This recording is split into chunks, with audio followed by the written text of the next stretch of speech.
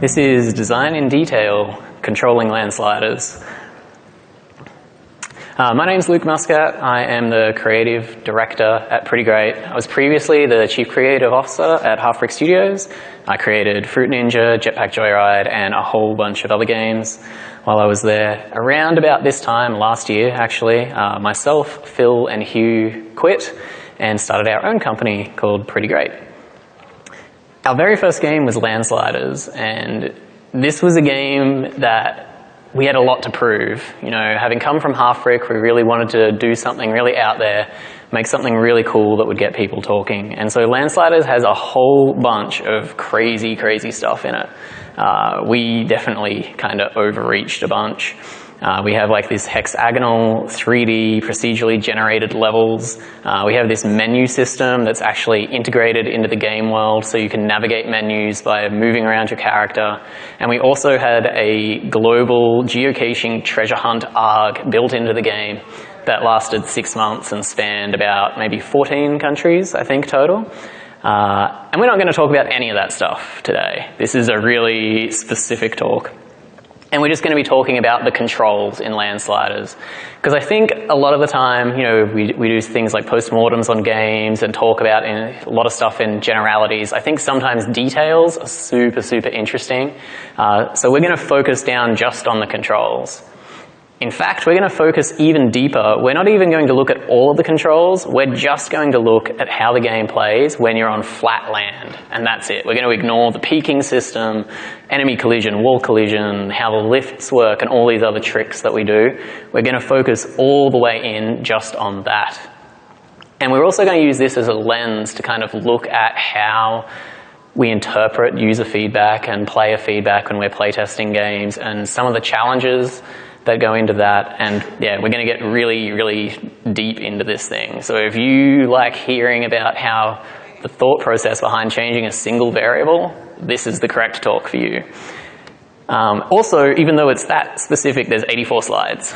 So this is going to be fast and dense, so hold on to your butts. If you haven't played Landsliders before, this is what the game looks like.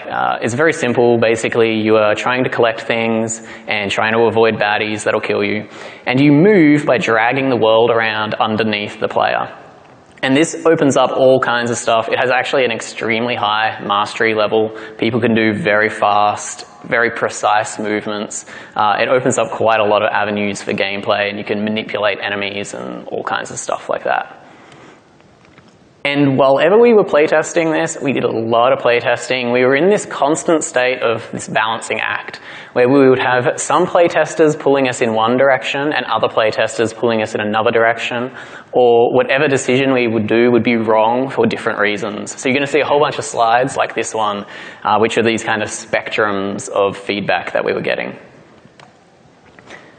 When we started, these were the goals for the game. We had you know, other business goals, but the core game goals was we wanted something with really novel controls, something that hadn't been made before, hadn't been seen before, and something that anyone could play. When I say anyone, I don't mean just kids and grandparents. I also mean like hardcore people, the developers. We wanted to enjoy our own game too. So we had this idea that we would make something no one had ever made before, and also it would be for everyone. Pretty easy, right?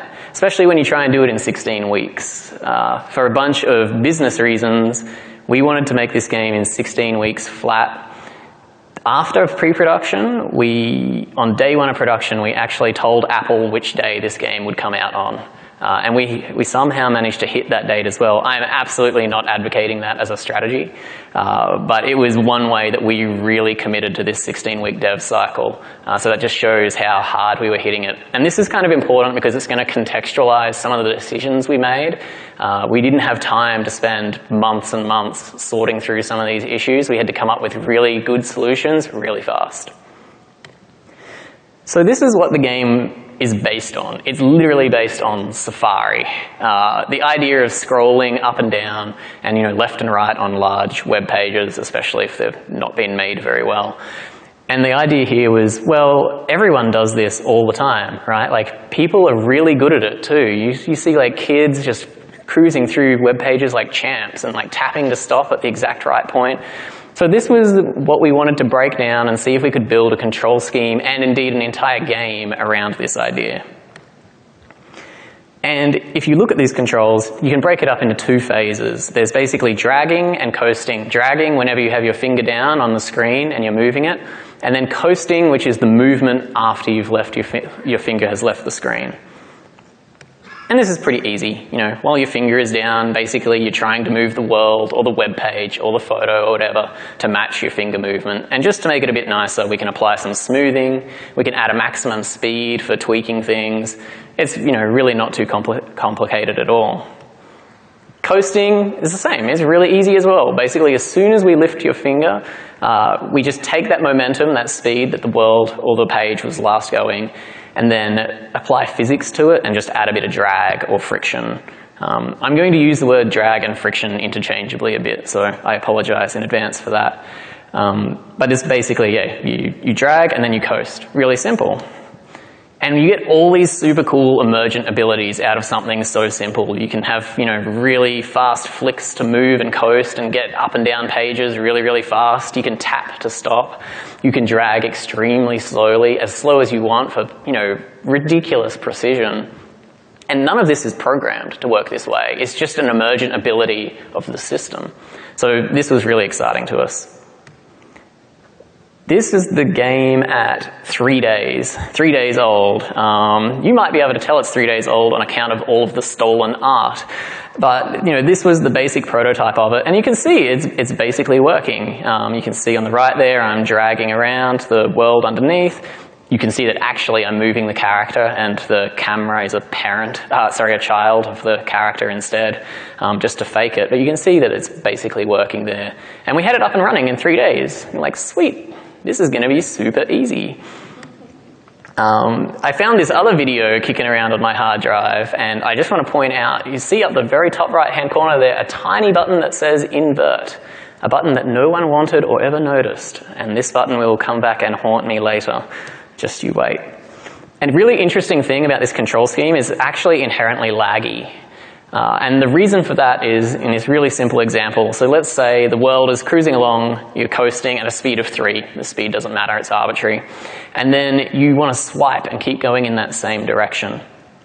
The phone doesn't know what your intent as a player is until there's been at least 2 frames of input. There's no way for it to know from 1 frame which way your finger is moving. It only knows that it's touched down. As far as it's concerned, your finger has moved 0, even if there's a little bit of movement between those frames. It's not until frame 3 in this scenario that we know what the player wants to do. And so what we need to do is actually completely ignore frame 2. If we're trying to move in the same direction that we were moving previously and we apply that speed of 0, it'll actually stop the character for 1 frame and make it feel kind of janky.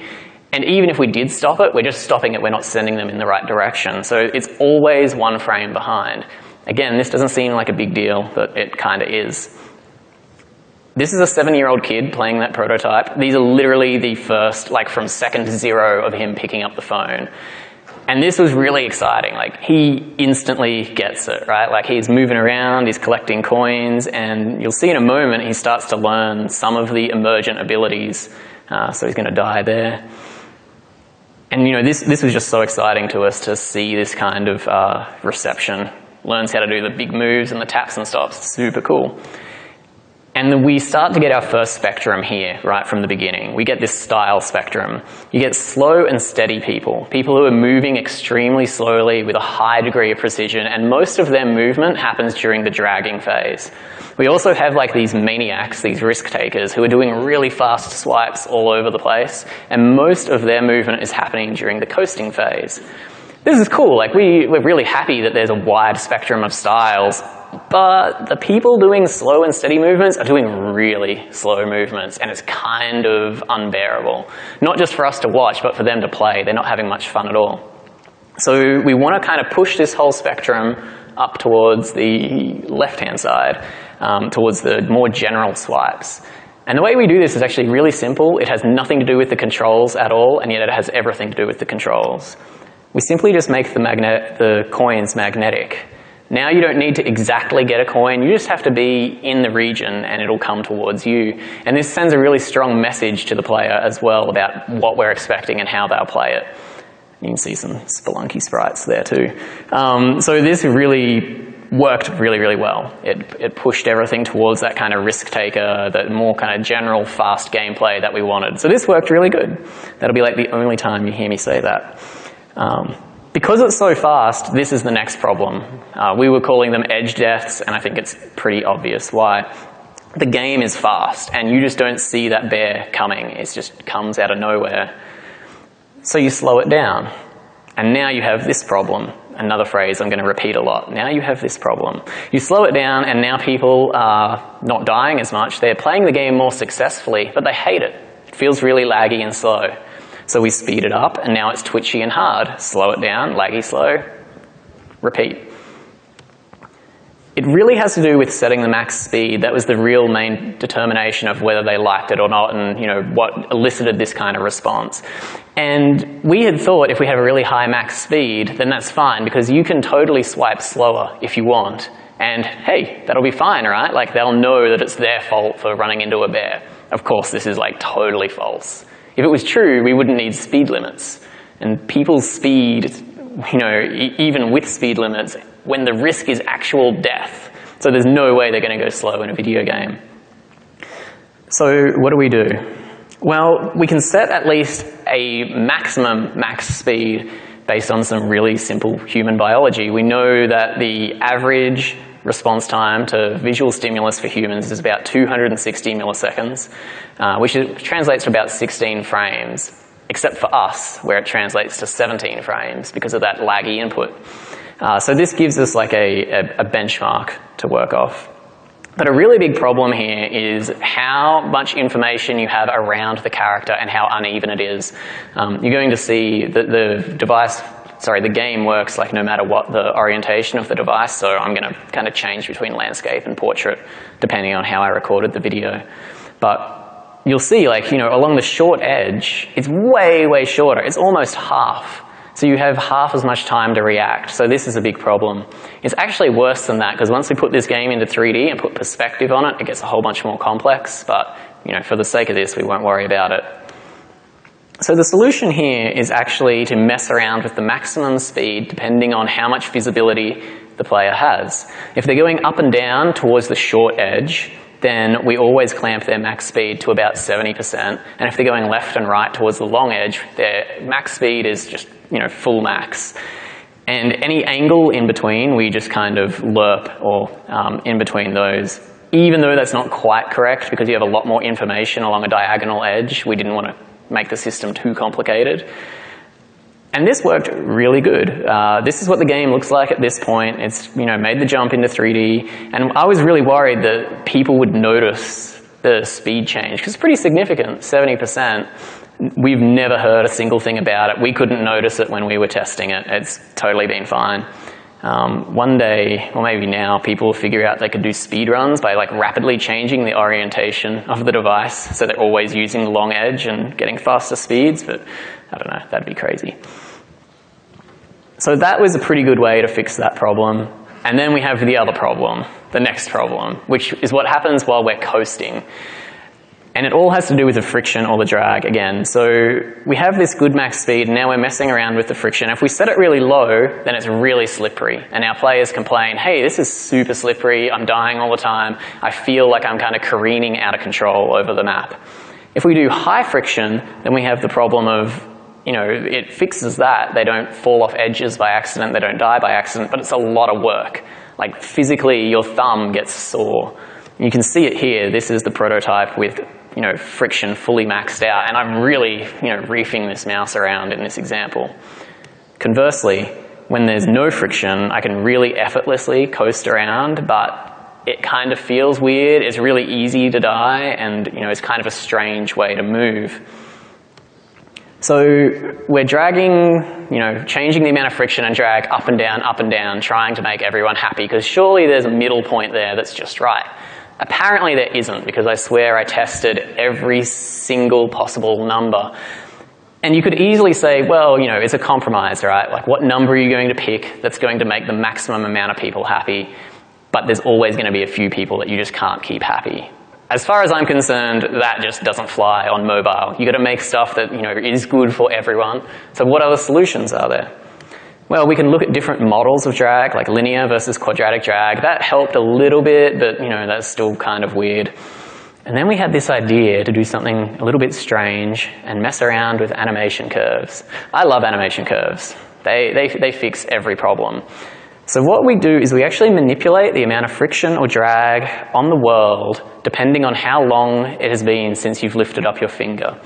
And we don't do it in a like kind of, you know, what you might think just like an exponential curve or something with a delay. We actually have quite a strange curve that describes it that looks a bit like this. So here's what happens. Someone's cruising along at maximum speed and they lift their finger and we kick in all this drag right away. And we bring that maximum speed down quickly but smoothly. And then we have this period where there's no drag being applied. And they get to coast like really nicely and smoothly like they're on ice just for a moment. And then we exponentially ramp up the drag. It gives you a speed graph of something like this. You can see the player lifts their finger, we bring them down by about 80%. Let them coast smoothly and then ease them into a fairly abrupt stop near the end. And this really gives us the best of both worlds because right at the beginning there we have that ice effect and then we progressively change it to that aggressive friction. So rather than trying to find the number in between that, we've taken like concepts from both of them and effectively combined them together. This, yeah, we were super pleased with how well this worked. But you can see things are getting complex, right? Like, you know, this is supposed to be, hey, you just drag the world and you can cruise around, and we have this much logic going on to control this game.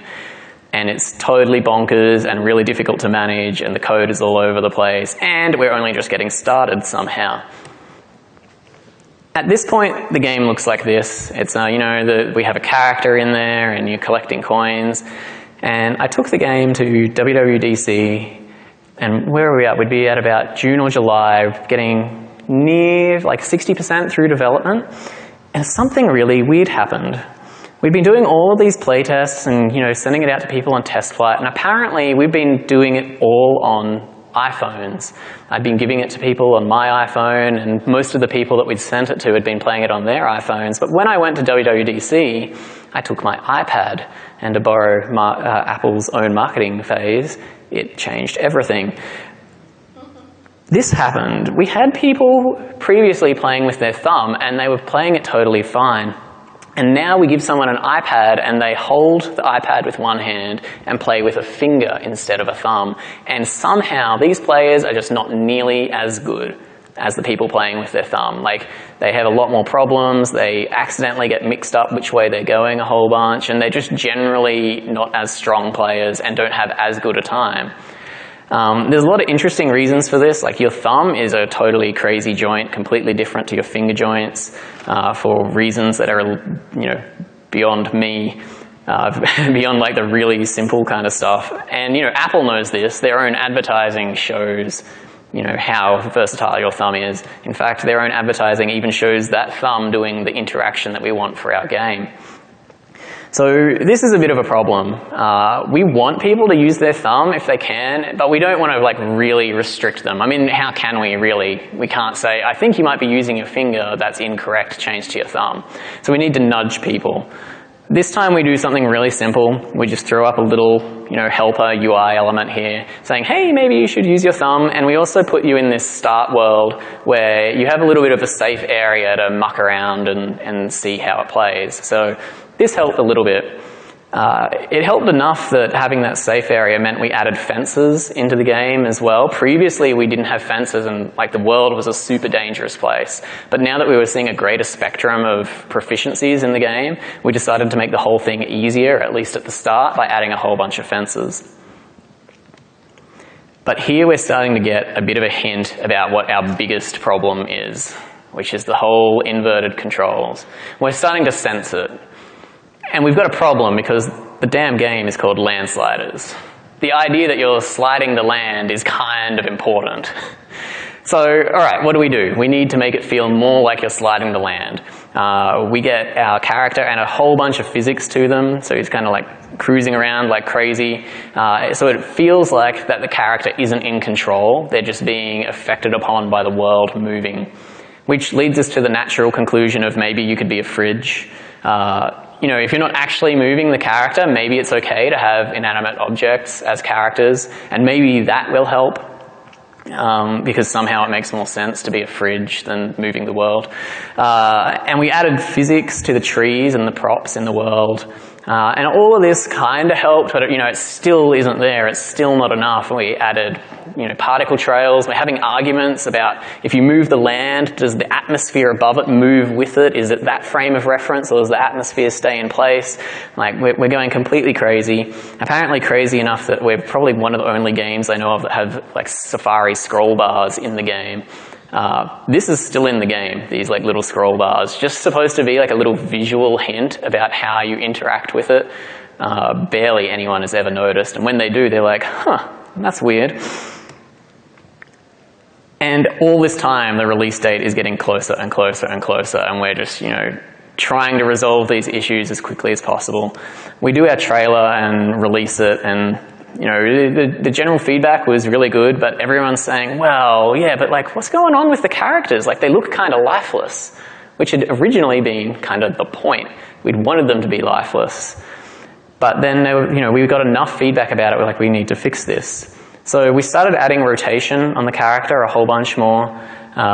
We moved them all the way around to face the direction they were traveling, but it was kind of weird. But we added all this extra rotation logic to it to kind of make it work. And now, all of a sudden, we send out this test flight, and all we are hearing is this massive war about inverted versus non-inverted controls. Especially from all the developers we had playing, and all, you know, people that we'd recruited from, say, the toucharcade forums, and like those kind of hardcore players. They're just screaming at us like, God, I can't understand this game. You are totally crazy making it dragging the world. You need to drag the characters. It makes way more sense.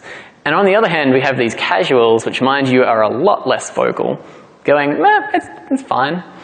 And that was about what they had to say. And they're like, you know, dragging the world's kind of the whole point. It's called Landsliders. It's totally fine. And there's no middle ground this time. You know, we can't tweak this to get a little bit of the best of both worlds. We really need to make a call. A developer friend pointed out to me that it's very similar to the whole y-axis invert argument that is, you know, waged eternal. It's been going on forever and ever and ever, and of course now pretty much every FPS has the option because you just can't make everyone happy in that scenario.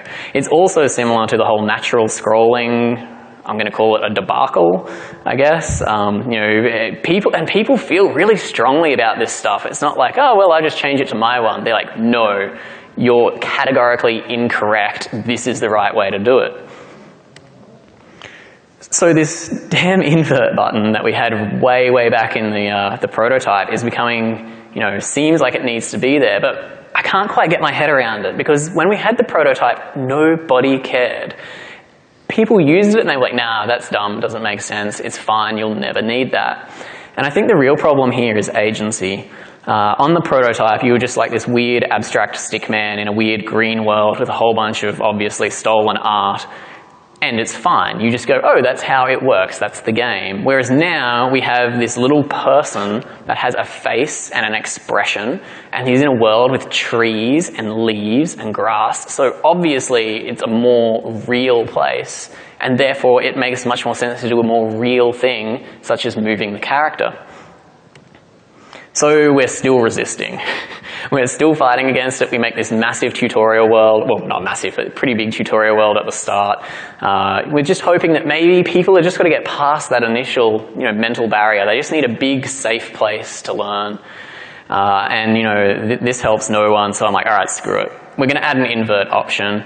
I wrote this code. I'm not a programmer. This code is dog shit, but it's totally still in the game. And we tuck away these controls, you know, this reverse control thing in the settings menu and in the pause menu, and we're like, all right, that's it, we're out of time, we submit the game.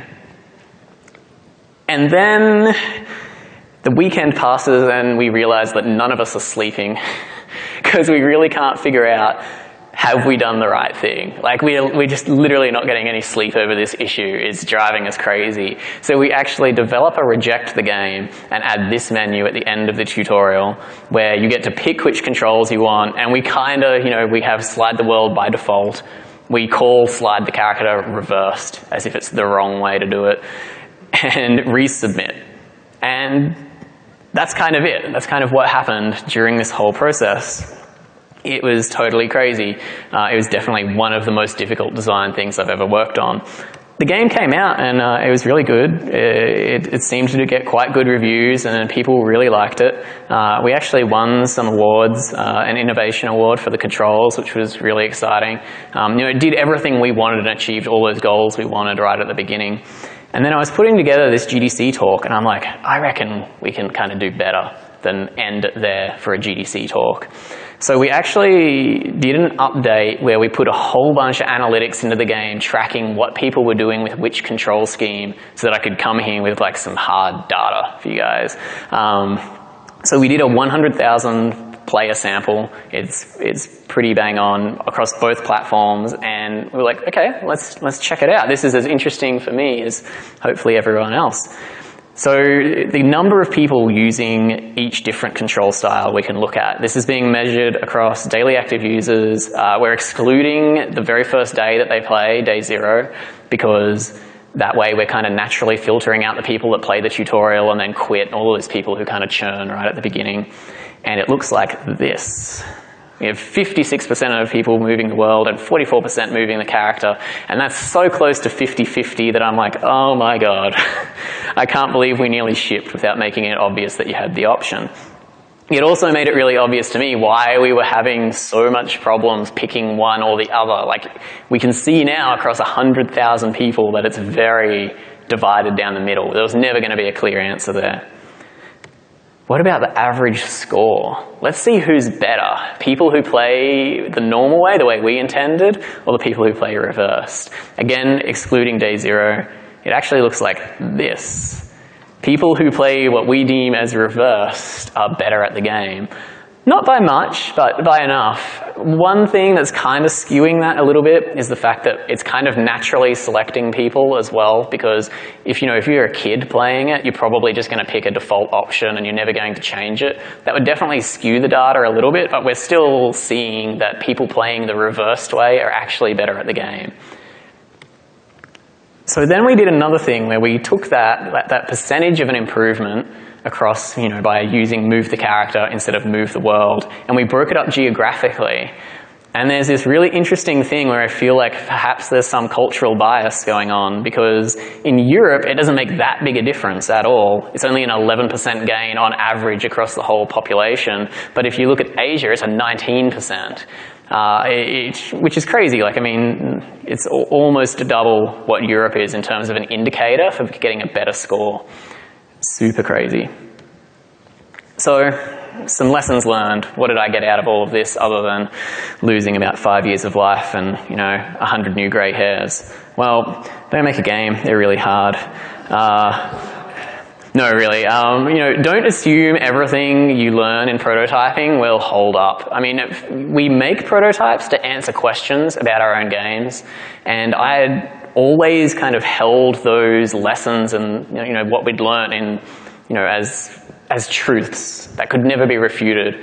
And this was really good example for me that sometimes your game changes enough during production that what you've learned from prototyping and pre-production might not be the case anymore. Pay close attention to where your feedback is coming from.